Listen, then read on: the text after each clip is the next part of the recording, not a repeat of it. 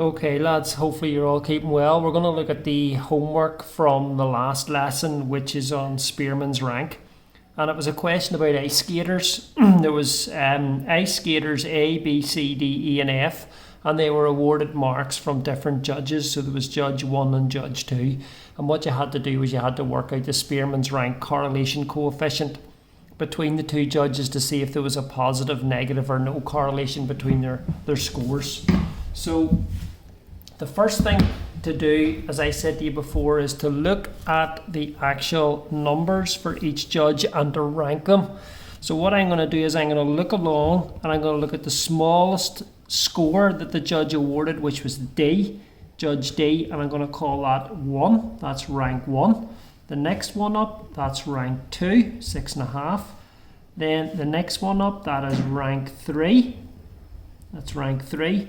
The next one up, that is rank 4.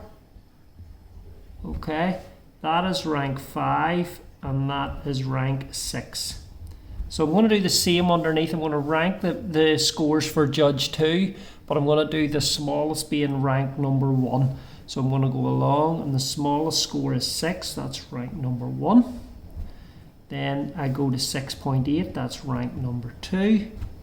Then I go to 7, that is rank number 3. Then I go to 8.4, that is rank number 4. Then this is rank number 5. And this is rank number 6. So what we want to do is we want to work out D, which is the difference between the ranks. It doesn't matter what order you take them away, but you just take the ranks away. So you've got rank 3 and rank 2. For skater A, so if you take those away you get 1. Take those away, 5 and 4 you get 1. 5 and 6 you get 1. 1 and 1 you get 0. 6 and 4 you get 2. And 2 and 3 you get 1. So we've worked out our values for D, which is the difference between the ranks, and what we want to do is we want to square those. So I'm going to write it underneath. D squared is going to be 1, and then another 1, and then another 1, a 0, a 4 and a 1. So we want to find sigma D squared, which is where you add all these up, which is 4 and 1's 5 and 3's 8. So sigma D squared is going to be equal to 8.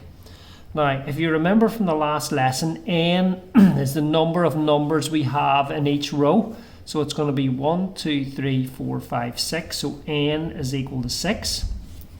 So all we need to do is plug those numbers into our formula for Spearman's rank correlation coefficient. And R equals 1 minus 6 times the sum of D squared, which is 8, divided by 6 times 6 squared minus 1, which is 35. Okay, and let me type this in.